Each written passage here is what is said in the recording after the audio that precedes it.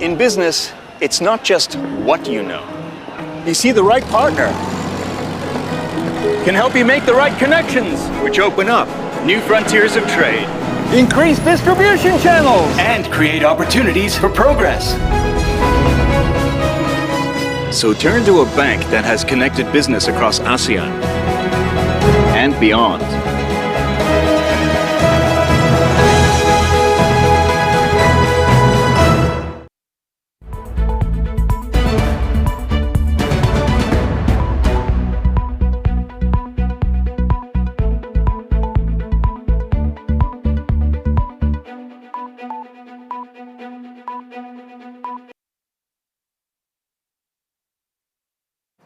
Conversations. Good afternoon. Hello, and welcome to Budget Conversations 2023, brought to you by UOB in partnership with KPMG. I'm Rachel Kelly. We're broadcasting live from the UOB Atrium Plaza. Welcome to everyone that's joining us here today, as well as on social media.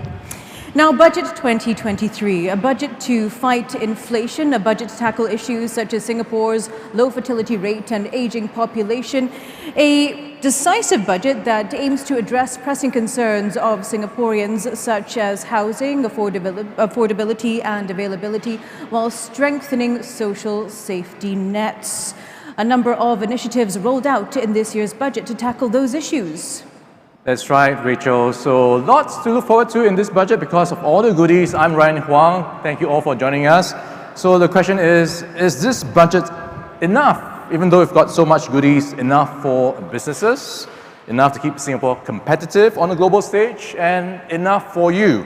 So let's take a deep dive into this year's budget, and we are joined by Ms. Indranee Rajah, Minister in the Prime Minister's Office and Second Minister for Finance and National Development. Mr. Suan Teck, Head of Research for UOB. Mr. Ajay Kumar Sanganeria, Partner and Head of Tax for KPMG in Singapore. As well as Mr. Ignatius Low, Editor-in-Chief, Lifestyle and Entertainment Media Group at SPH Media. And Mr. Kurt Wee, President, Association of Small and Medium-Sized Enterprises. And to kick off this year's budget conversations, we'd like to start by asking Minister what this year's budget means to you. Well, this year's budget has some very clear themes. The first is how do we navigate our in world fraught because of geopolitical tensions, but also because resources are not unlimited, and at the same time we've just come out COVID. So that's number one, the navigation point. The second, the social compact, how we relate to each other, what do we agree with each other, and what the state, the government agrees to do with people. And the third part, resilience. But under the social compact bit, the part I'm really happiest about are the marriage and parenthood measures. That's under my portfolio. So I had a chance to sort of make sure they were inserted into the budget. But I'm happy about that because we do want to see strong support for families. All right, here's the fun part, one of my favorite questions. And this is where I would like each of you to think of one word that sums up budget for you. Take away one word that summarizes budget for you. And I'm going to start with Teck. Wow, Ryan, thank you so much for this question. I'm the first one. All right, I'll give it a go.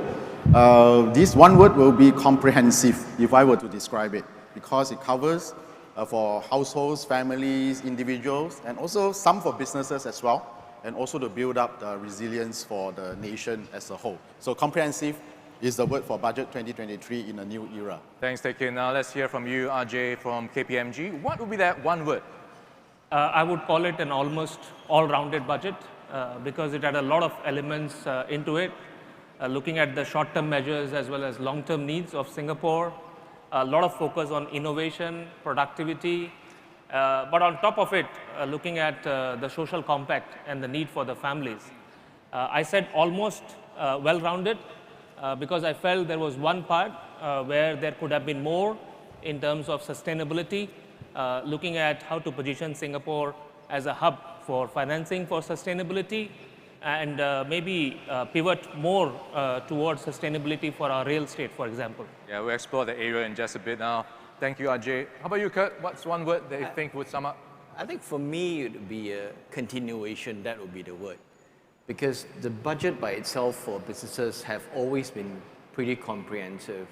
And for me, it's really a bit of a continuation and in some areas doubling down on all the current trajectories that actually policy and businesses are already pushing from the previous years until now. So continuation would be my word. Right, continuation, and we've got comprehensive and almost all-rounded. Iggy. Okay, so this was like a favorite spot in the newsroom when I was in Straits Times, right, for so many years. I thought of a word starting with E, but I've decided to go with another word starting with M, which is millennials. And I think that this budget has a very square focus, really, on this demographic, which I think, is a very important group that I think the ruling party will need to build sort of core support with going into the next few years, especially since we are seeing a rare changeover, actually, in prime ministership. So I think that, to me, this stuck out very much along the lines of, Minister, what you were saying, what you were thinking is important. Families, starting new homes. I think that's the thrust, and that's how I would summarize it. I think as an older millennial, I can definitely relate to that, especially as a mother. And Minister, just to get your thoughts on the feedback that we've heard on this year's budget, balance, continuation, millennials, possibly in connection with elections. Sorry, in terms of what your thoughts are on the feedback on this year's budget from the panelists. I think there's been a lot of feedback on certainly the marriage, the families, a lot of positive feedback. Of course, there's been a few more asks. One of the MPs has been pushing for a lot of family measures. It's like, great, I've got my wish list. Now can I have these other things? And I said, just have to wait for future budgets.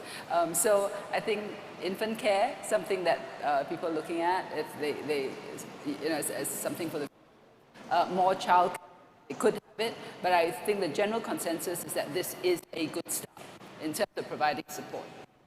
It's a good start, and definitely a lot of buzz around the cash handouts that have been announced. So there's a slew of them to help Singaporeans weather the immediate storm of inflation and the cost of living issues. And this will see adult Singaporeans receiving cash payments of up to $2,250 under the assurance package for over 5 years.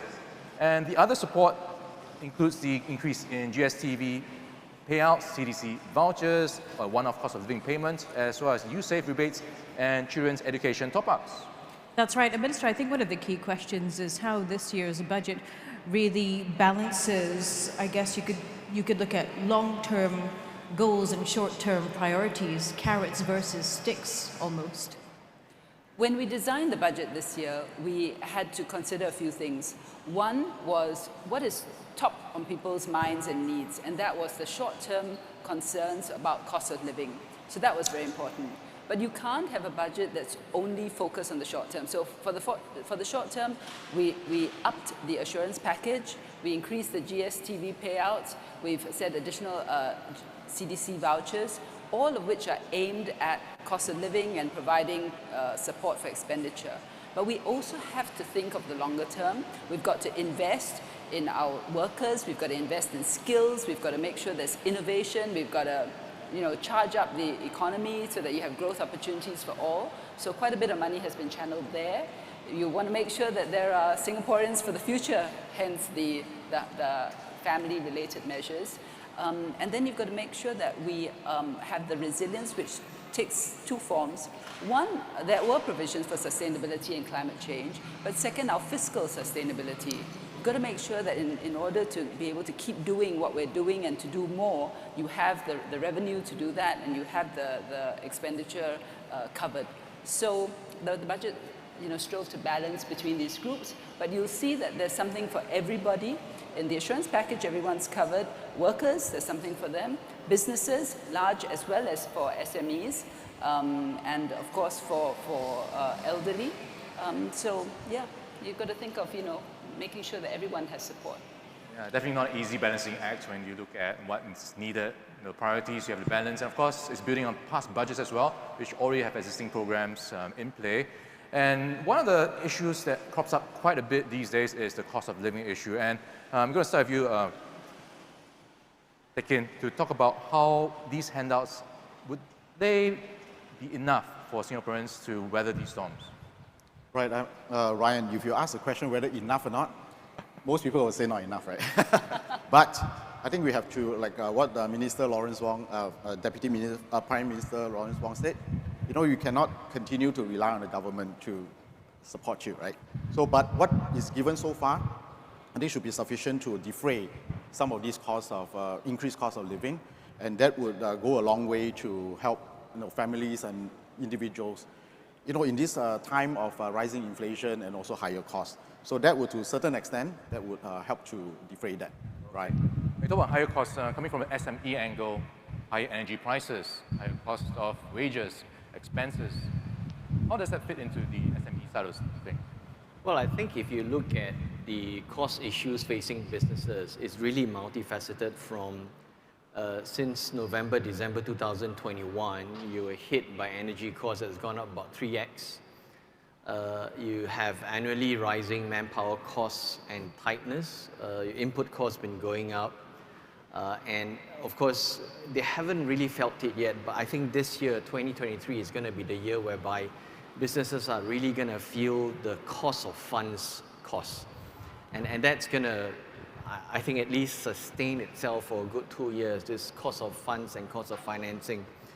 But you know, it's the budget itself. I think you have the energy efficiency scheme that encourages businesses to sort of look at more efficient equipment and machinery. You invest forward so that in the medium and longer term, you save on energy, but hopefully that also reduces your carbon footprint and make you more sustainable, which is a increasingly loud demand from your global customers that are procuring from you. So that's one part. And the other part, of course, the extension of the enterprise financing scheme. That would have the impact of making loans not necessarily cheaper, because that doesn't control the rate, but making it more available, keeping it more available for SMEs.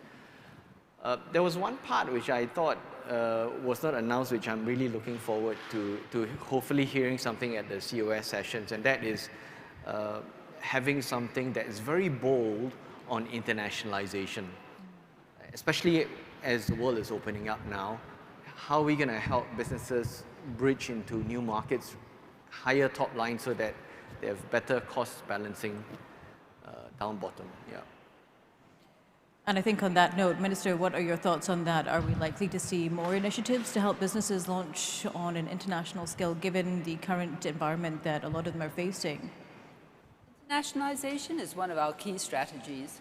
And I think, I mean, this is an ongoing work. It started several years ago with the Future Economy Committee, and I think Kurt's very familiar with that. So it's a very good point that you raise, and MTI is working on that together with Enterprise Singapore. And I think one of our key strategies is actually how our businesses, especially in specific industries, come together and you know, cooperate and do it as a team, so that you leverage off each other's strengths, and you don't have to sort of do it on your own. And what government can do on its part is to help open doors, help make the introductions, and well, basically open that window for the businesses to go in. That's something which is part of the collaborative approach. It's part of the collaborative approach that we started off with SG together, now flowing into Forward Singapore. So this budget is actually a start. It's a start, as Lawrence mentioned.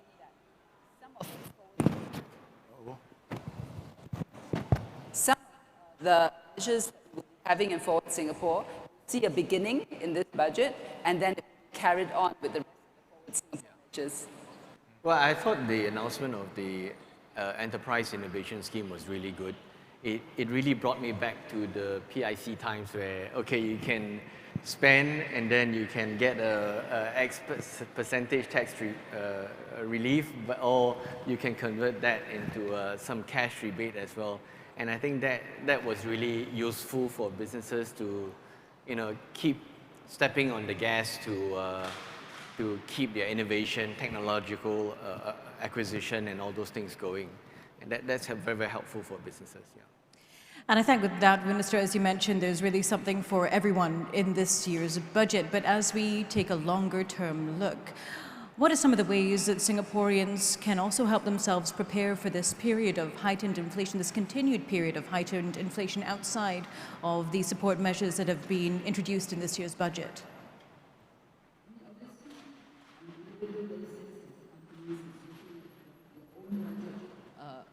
Planning within that budget. But I think the key to it is being able to increase incomes, increase revenues. So to see how you can take advantage of the opportunities, especially the amount of money that has been set aside for skills upgrading, acquiring new skills. I really strongly urge companies and individuals to take advantage of that, because the key to being able to progress upwards in career as well as to get higher incomes would be the skills acquisition, especially with a very fast changing economic situation. So it's a two-pronged thing. One, look at your own expenditure and manage within that, but two, plan to see how you can grow your income by taking advantage of these schemes, which are really designed to do just that. All right, talking about the rising cost of living, one of the areas on your wish list, Teck was for the GST hike to be delayed by another year. I think that was not just in your wish list, but everyone else's as well. Right. It didn't happen. Were you surprised? Well, if you for the GST rate hike for next year, we were actually looking at the possibility of there will be a delay to next year's. But it was a small possibility that we were looking at. But it didn't happen, so we were not surprised that it didn't happen, because the Minister of Finance occasional paper that came out just before the budget already told us something about the pressure to match our expenditure with the revenue. So these changes in the revenue, which included the GST hike for this year and next year, is a long way to help Singapore government to maintain its fiscal balance in a more sustainable way. So that wasn't a surprise to us that it didn't happen. So we look for the GST hike to continue on to next year. Can I just jump in on that and make two very quick points, which is that people often ask, can you not delay the two? We are effectively delaying the GST through the assurance package, because what the assurance package does is it gives the equivalent of 5 years worth of that additional GST to majority of Singaporean families and individuals, and it defers it for about 10 years for the lower income. So we're effectively delaying it, not in the way that you commonly think of it, but by giving that amount of buffer, which effectively covers GST for 5 and for 10 years for those groups. Now to take a look at an area of budget that has received quite a lot of attention, and that is the support that we've seen for families. And Kumar, I know that you're a father yourself. What are your thoughts on the extension to paternity leave? When I became father, which was many years back, I think I remember the paternity leave was less than a week, maybe. I don't remember taking more than a week off during that time. So I think it's definitely a step in the right direction, I feel, because as the saying goes, it takes a village to raise a child. We don't live in village anymore, but I think it's for both parents to work together to raise the child. It's optional at the moment, so it's not mandatory. So it'll be interesting to see how businesses really provide that support to new fathers to take advantage of the extended paternity leave. I hope that businesses too take that into account. But at the same time, I think businesses are also going through a talent crunch situation in many areas. So they will have to really balance that with the talent crunch plus the the extension of the paternity leave. DPM Lawrence Wong did mention that they will study it and see if it needs to be made mandatory in future. I think at that time it'll be good to look at maybe make it mandatory for larger organizations which have a larger workforce rather than make it mandatory for everyone because smaller companies have smaller workforce. and they may not be able to cope up with the extended paternity leave as much as the large organizations would be able to cope it up. So overall, a step in the right direction. I think the implementation, we will see how it is picked up by the businesses. Can I add? I think it's an example of the government moving in a way with the times. I think that the family dynamic, new Singapore family is changing. You know, you are seeing families where, you know, the father, for example, is the one that's staying at home. The mother is the one that's, from personal experience, you know, just selling something on Carousel, you know, often you deal with the wife and then the husband will come and pick up the thing, you know. So I think this is just evidence of, you know, I think the kind of new way that people are thinking about roles in the family. And I think that this move is spot on, you know, in sort of tracking some of that change and ensuring that government policy stays in sync with that next generation. It's a recognition of the evolving social landscape. I think it has an impact though on businesses because 2 more weeks of somebody potentially not at work. How will that affect SMEs? Well, actually, we come across a lot of enterprises, and from our sense of it, we think that 2 weeks is actually still doable. For reasons that people don't have babies every year, that's one, right? And I think enterprises also have a role to play, whether it's national defense or national policy or career building for your employees and your colleague support. So and it's also reimbursed by the government as well. So, you know, there is some adjustments, but 2 weeks is not too much to ask. Hopefully, MINDEF will also exempt that person from reservists for that year. And just on that, I mean, Minister, is there room to scale this further? As it was mentioned, it does take a village. For those who may not have that large a village, perhaps do you see room to increase or create more flexibility, perhaps not only for fathers, but mothers as well when it comes to maternity leave and maternity benefits?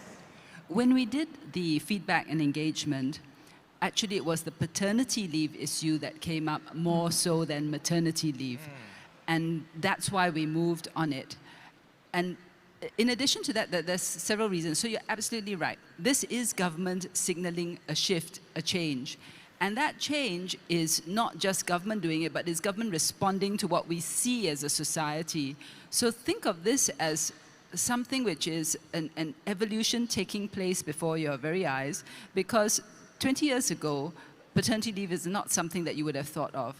But our society is changing, and this is the beginning of a new Singapore as far as families is concerned, which is why it's branded under a Singapore made for families, because we do want to have this shift where people put families, or value family well-being. And for companies, we also had to be quite careful because we understand the pressures and the concerns. But at the same time, increasingly, especially with millennial workers, the individual well-being, family well-being is important. So it will become a competitive advantage to companies who are able to have well-designed HR plans for their employees, because the ones who have flexible work arrangements, which is another part of it, as well as good maternity plans as well, and paternity leave, they are the ones who are going to be competitive. They're the ones who are going to be able to attract and retain talent. So what you're actually seeing now is industry in transition and having to respond to a society that has changed because of COVID. COVID introduced flexible work arrangements into almost every sector, and I think there's no going back. Definitely employees have come back to the office, but there's no going back to a completely pre-pandemic world. Things have changed and businesses will have to respond. And this is government saying, hey dads, you know, your involvement is important. And the research shows it's important as well. All the research shows that children do better when their fathers as well as their mothers are involved at a young age. That's wonderful. And on that note, we'll take a break for now. Coming up next, we've heard about some of the goodies that have been introduced in this year's budget.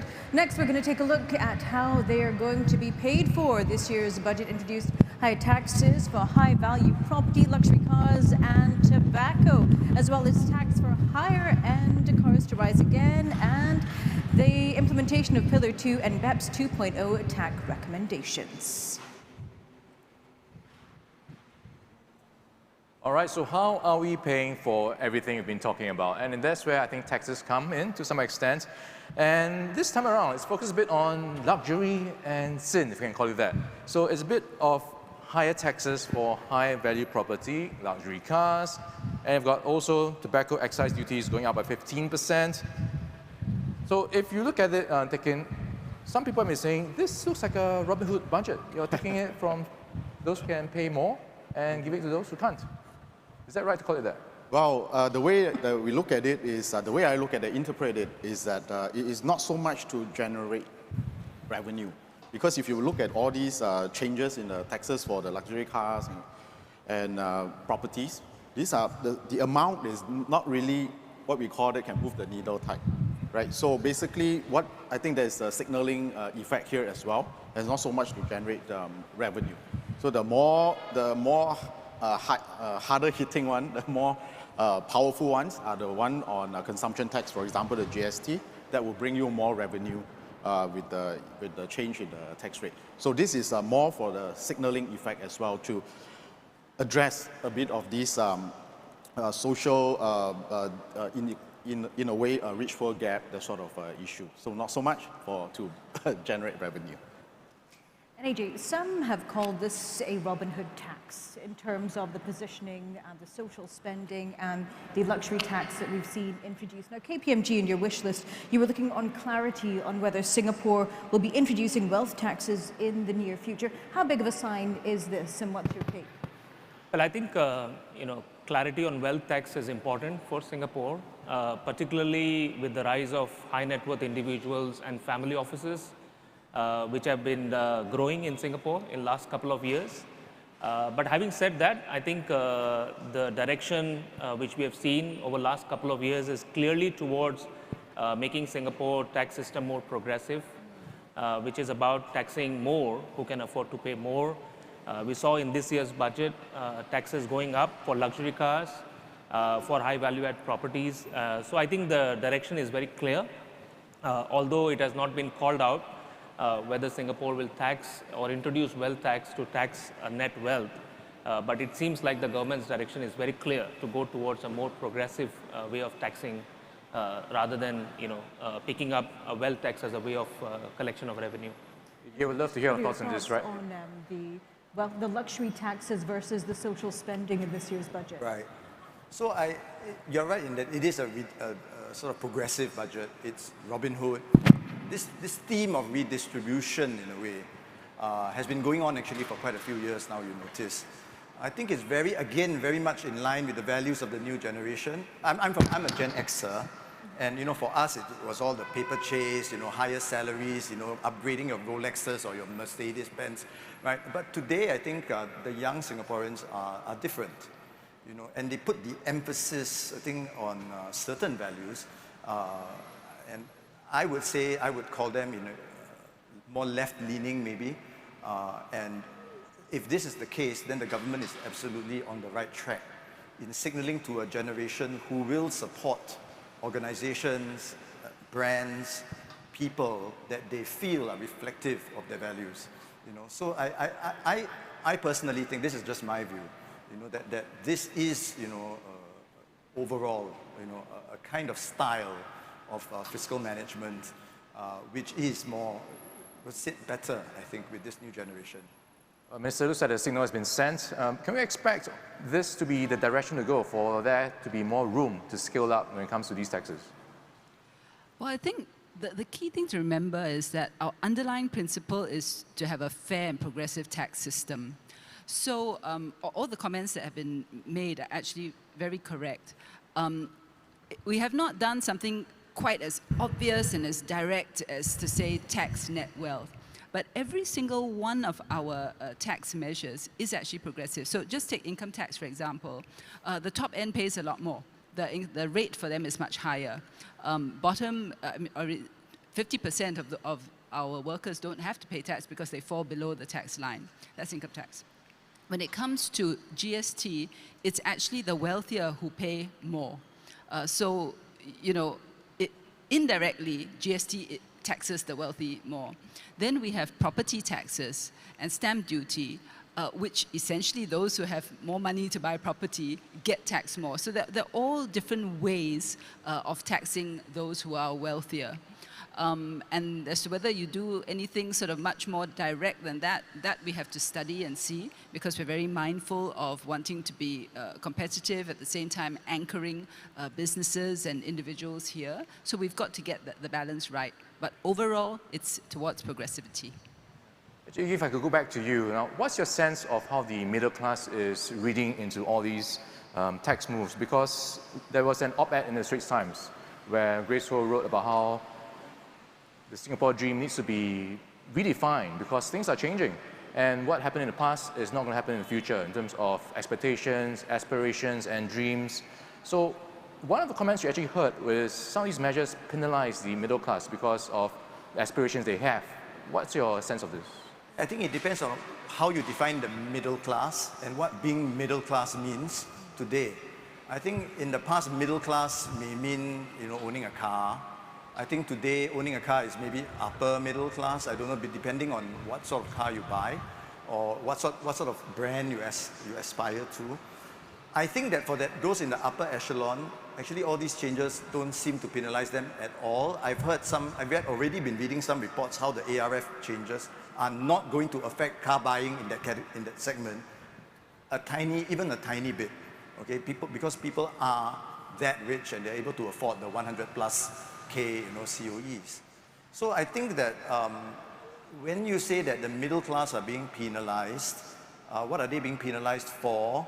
If it is, how are they being penalized? If you are saying that they are penalized because they can't attain, for example, the 5 C's in life, then yes, maybe, the car, the condo is just that little bit more out of reach. But I think that there's a new definition now of what the middle class wants, or at least it's being forged now, it's being rethought. What is it that the average middle class person, if you call yourself middle class, I'm not even very sure about these labels anymore, right? What is it that they want in life today?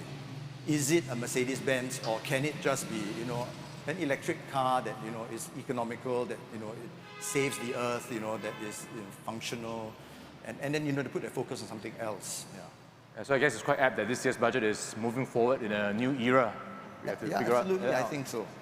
All right, coming up next, we've got a few topics we'll be focusing on, and they will be the things that affect businesses. The Job Skills Integrator program is one of the highlights, I thought. Also enhanced tech deductions and the cash payout to support innovation.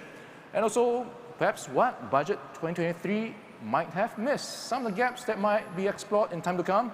So that's what we'll be talking about in the next few moments. In business, it's not just what you know. You see the right partner can help you make the right connections, which open up new frontiers of trade, increase distribution channels, and create opportunities for progress. So turn to a bank that has connected business across ASEAN and beyond.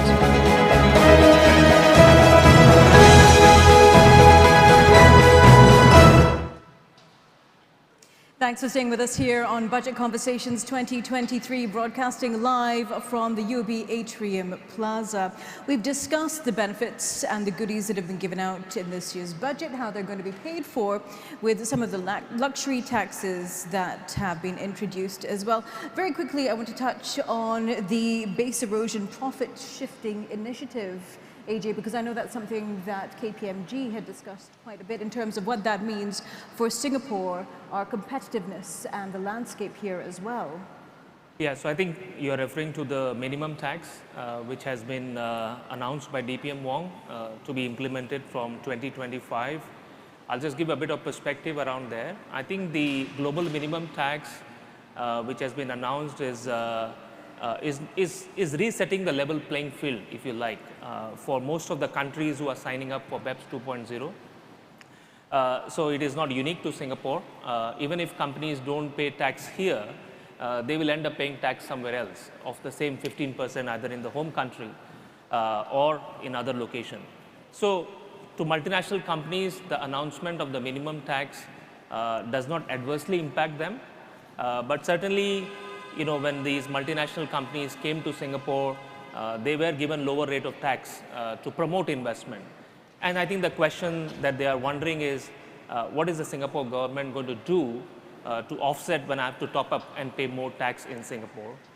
I think DPM Wong has acknowledged that, and some of the schemes which have been announced, like the top up of 4 billion to the National Productivity Fund and using it for Investment Promotion Board as well as the Enterprise Innovation Scheme, will go a long way in giving that signal back to the business community that Singapore is committed to make itself more competitive.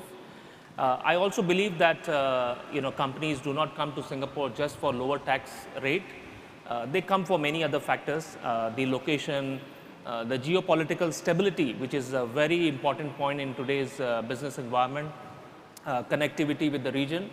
And I think as long as Singapore continues to work on that aspect, continues to make Singapore stronger on some of these non-tax impacts as well, Singapore should be able to maintain its competitiveness. And I think adopting that minimum tax, aligning itself with BEPS is a good thing, because then you are signaling that you want to be part of the international community. You want to work alongside with all countries to support a global initiative. But at the same time, you're prepared to work to increase your competitiveness so that businesses continue to come to Singapore and create good quality investment, good quality jobs. I think it's going to be helping most of the Singaporeans in terms of fighting with the inflation. We talked about handouts, but are they a sustainable long-term solution? Probably the answer is no.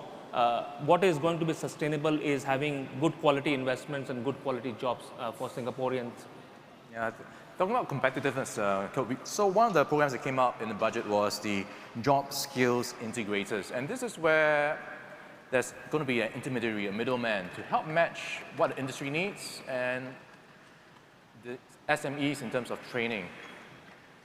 How urgent are some of these skill requirements right now? What are you seeing in terms of this being implemented in the SME side of things? And also, how realistic is it? Because I keep hearing how SMEs are under so much pressure, they have no time to actually send anyone for training. Yeah, so that's true in the SME context. They're very tied up with operations, and often they may not have that much devoted bandwidth on policy matters, including HR.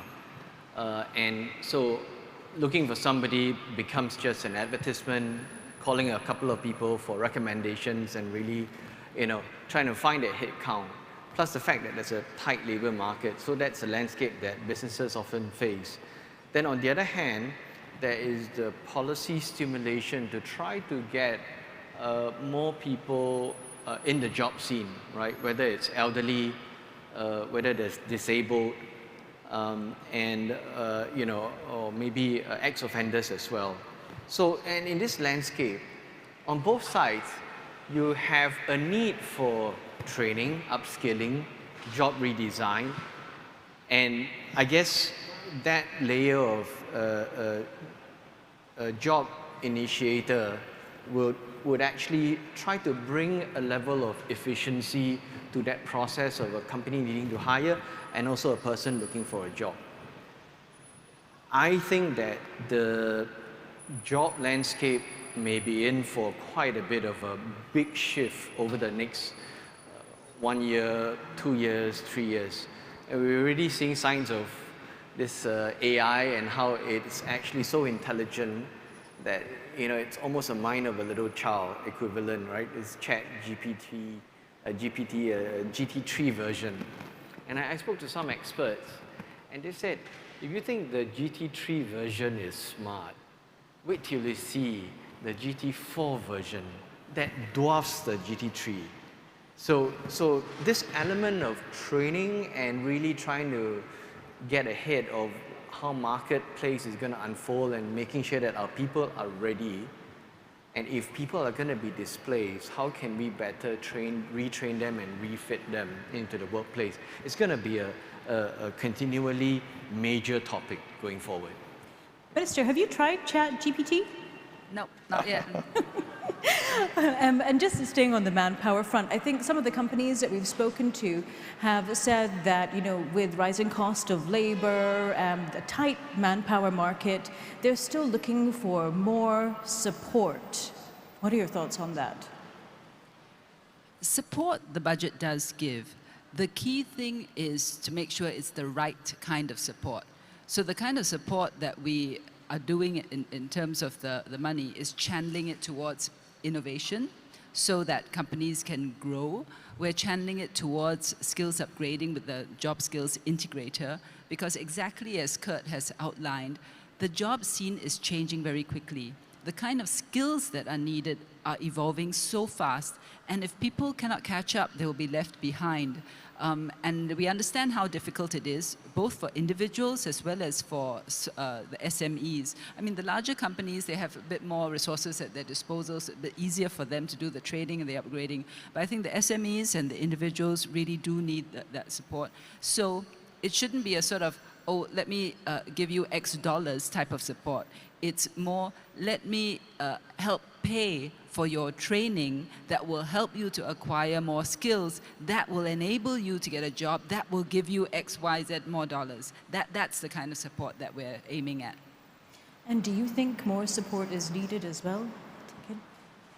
This, in terms of just talking about this budget, I think what the minister talked about is to give, to the government helping you to find the competitiveness as well. Right? For example, the innovation, enterprise innovation scheme. There's one is quite interesting for that because really under what Kurt mentioned just now about this changing world, and also I think Minister also talked about changing world, that we need to ensure that the companies have ways to innovate themselves, and also in terms of creativity, not just one way is to defray the cost or to be more cost competitive. Another one is also to create new products and services in this new world. So that's an important part of this budget that is in getting the support from the government.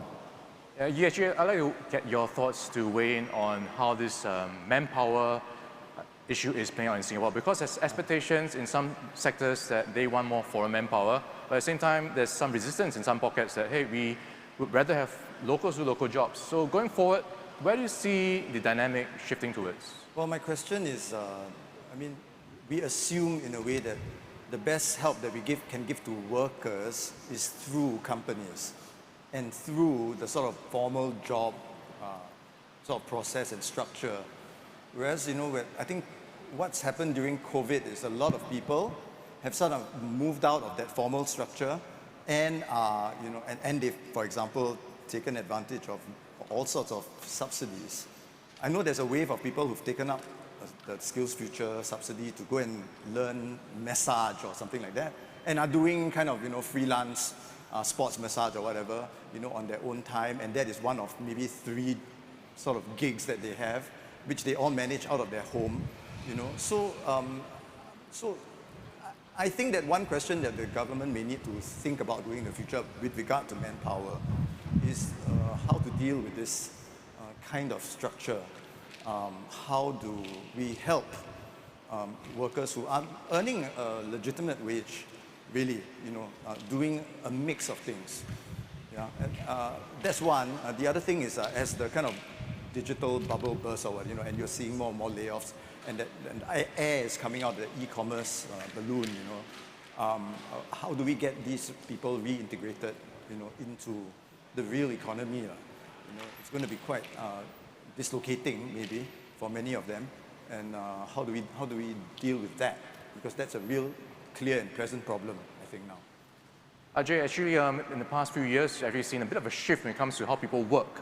You've gotten remote working, becoming a norm, work from home. And then there's this question, do you actually need an office in Singapore? Do you need your employee to be in Singapore? Or can you actually tap on people overseas? And I think this is where there are a lot of question marks around taxation, how to make it more conducive for some of these companies here to tap on foreign manpower. What do you think is needed on this front? Yeah, you're absolutely right, Ryan. So I think today, with the help of technology, you could tap on talent pool easily beyond Singapore without even setting up a presence, because What a person needs is a laptop, a connectivity to the internet, and the person can work for companies even in Singapore. That's easy, but I think the regulations are still very complex, whether we talk about immigration, permanent establishment, personal tax implications for the individuals itself. And I think that's where there is an opportunity for Singapore to really maybe take a lead on it, work with at least the ASEAN governments to create a framework which can facilitate that remote working arrangement for Singapore companies to tap onto the ASEAN workforce. And that's an opportunity that could be worth looking at. And it could be a win-win situation for both the workers who are available in some of these ASEAN countries and the companies who are looking for people to help. And that could be one way to do it. But it's going to be not easy. It's a collective effort that needs to be put in place by many governments to come together and make it happen. Or perhaps even from a personal perspective, those that are looking to remote work from a beach in Bali, the tax implications for them, Minister. What are your thoughts? Well, that'd be great for them, but there's actually a whole range of jobs. So some, yes, you can do remotely, but then don't forget, we need people in the healthcare sector, that you have to be there and present. We have an aging population. We're going to need more people in the social care sector. You do need people to be there and present. For security, it's a combination, because security, yes, you do need people to be physically present, but you also do security now remotely.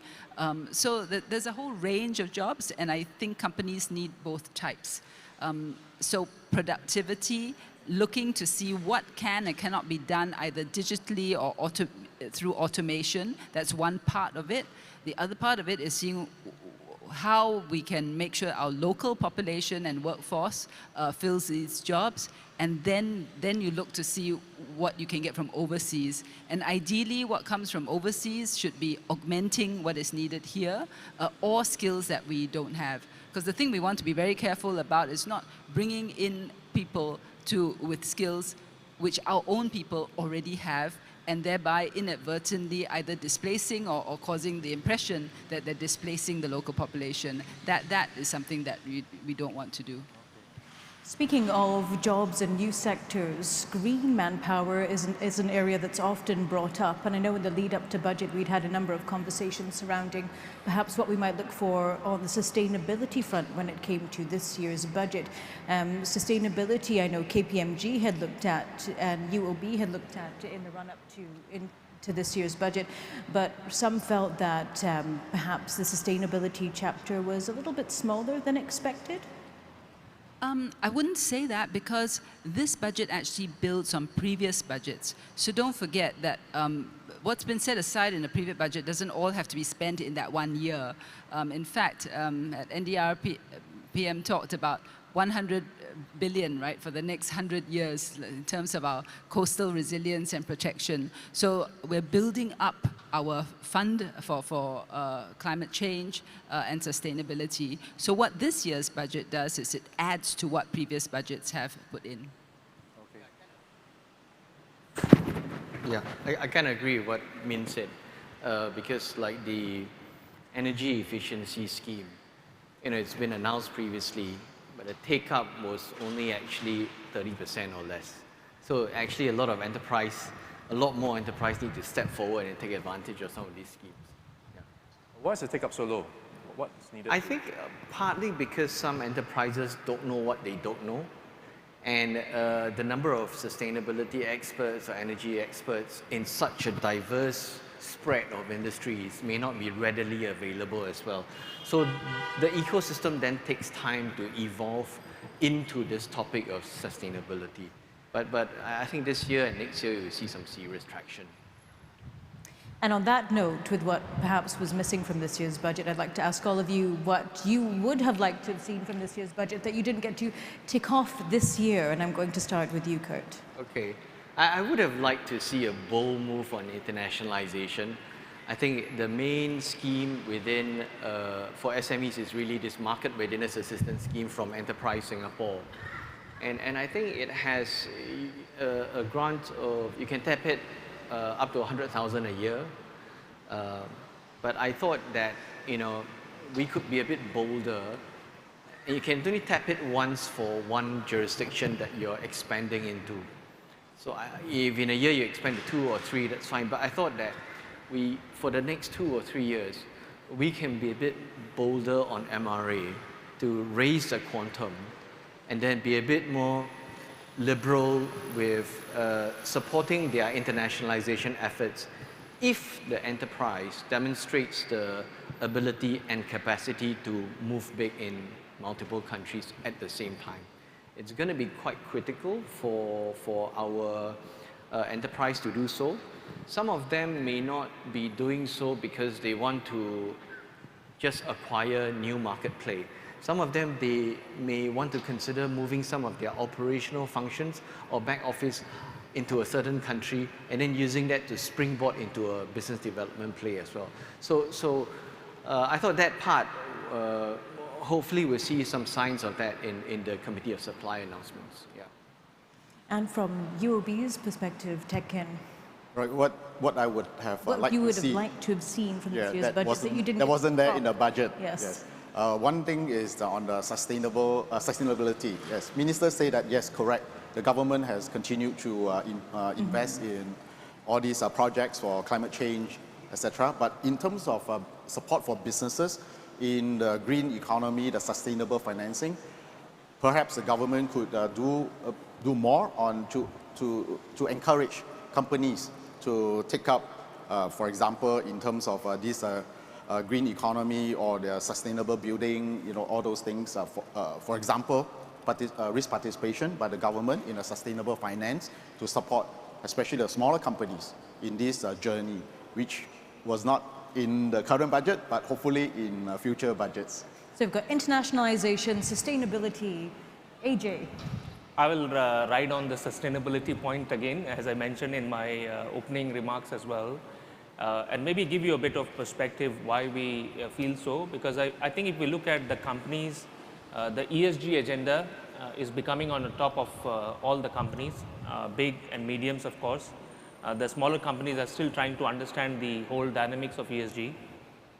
And ESG stands for environment, social, and governance. So I felt this year's budget focused a lot on social element, which was about building the social compact, supporting for the families. For the environment bit, I echo what Teck just mentioned. There is definitely more support that is needed, and particularly in the area of financing, not just for Singapore, but for Singapore to maybe play a leadership role with the presence of strong financial institutes in Singapore, to really enable green financing beyond Singapore, and combine it with the concept of blended finance, where it is not just financing but capabilities, and build a framework around there. I was hoping that something around that should come in the budget, but I hope it is addressed in the next budget or the future budgets. I also talked about the real estate. I think we all know that our real estate is a big contributor to the carbon emission. It's about 20%. And I was looking forward to more support to help pivot the real estate towards green real estate and become more energy efficient. But hopefully, look forward to see that in the future budgets going forward. Right, let me make this a bit tougher for you, Iggy. Yes. Besides how the budget aligns with expectations, do you see this as an election budget? Do I see this? So soon? Absolutely. So many goodies. I mean, if you just going by the rumors, I think it should be. But I think that today, what you would define as an election budget, which is sort of throwing out goodies, is I think that's the old playbook, And I think that it was an election budget, in that I think it spoke to the right demographic. It had the measures which spoke to that demographic, which I think is important, in the coming election, if it comes. Was this an election Only budget? only halfway through the electoral term. Well, you did, okay, well... The build-up.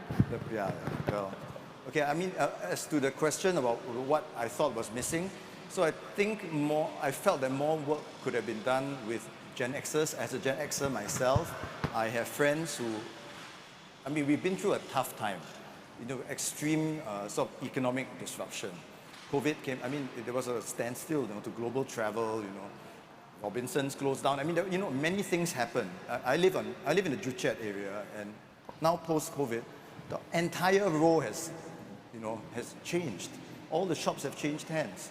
And, and it's all kind of millennial businesses of selling croissants and gentrification of culture. all decked out in like brass and gold, kind of thing. But I do wonder what's happened to those people that used to run those businesses and those people that used to be in those shops. And how can the government help them reintegrate, really? If you say that, there are all this manpower, is there a better way to get them back into the swing of things?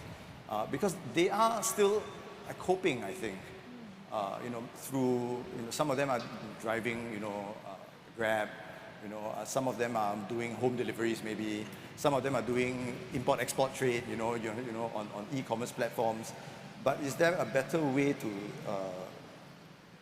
first of all, tap on what their experience was in the pre-COVID time, and also the skills that they picked up, during the COVID period? And is there a more structured way to get them back into, integrate them into a sort of more normal existence, with a reliable monthly wage, et cetera, et cetera. That's interesting. And I think just to wrap up, Minister, I'd like to hear from you in terms of what you personally would have liked to have seen from this year's budget that you did not get to see ticked off. Okay, but just before that, let me address Ignatius' point, which is that that's something that's been on our minds. So we've got a number of schemes, for example, professional conversion program, and a few of the job skills schemes where you place and train, and that's aimed at that group to help them to find new jobs in the sort of the standard economy, if you like, as opposed to deliveries, etc. So hopefully they will look out for those and take advantage of it. Okay, what would I have liked to see in this year's budget? Well, something that's a work in progress, and this is on my wearing my M&D hat. We would have liked to be able to do it, but I think we're still working on it, which is affordability and accessibility of housing. We've had a recent debate on that in Parliament, and the government affirmed its commitment to this, whilst making sure that we stay fair to current and future generations. In this budget, we announced first-timer enhanced priority for certain groups. That means married couples and young families, because these are the ones with the most urgent needs. But we also increased the resale housing grant. And on this one, because I've had some singles come up and say, hey, what about us? And actually the resale housing grant does apply to singles as well. So there is something for them in terms of helping them to access the resale market. But I think in the longer term, we're also looking to see how we can make housing more accessible and affordable. That's a work in progress. So, well, hopefully down the line, as part of, we're already working on it as part of the Forward SG work under the Build pillar. So in due course.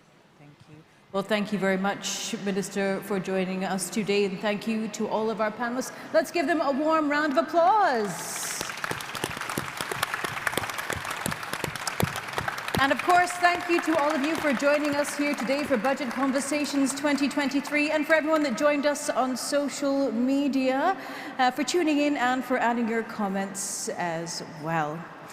I'm Rachel Kelly from Money FM 89.3 with Ryan Huang, and thank you to our panelists, of course, Ms. Indranee Rajah, Minister in the Prime Minister's Office, and Second Minister for Finance and National Development. And Mr. Suan, Teck, Head of Research for UOB. As well as Ajay, Kumar, Sanganeria, Partner and Head of Tax for KPMG in Singapore. Mr. Kurt Wee, President for Association of Small and Medium Enterprises. And last but not least, Mr. Ignatius Low, Editor-in-Chief for Lifestyle and Entertainment Media Group for SGBudget Media. Thank you everyone for joining us today. Thank you everyone. And you can catch highlights of this, of course, on the Money FM 89.3 website. Have a wonderful day. In business, it's not just what you know. You see, the right partner can help you make the right connections, which open up new frontiers of trade.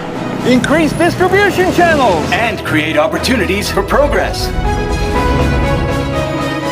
So turn to a bank that has connected business across ASEAN and beyond.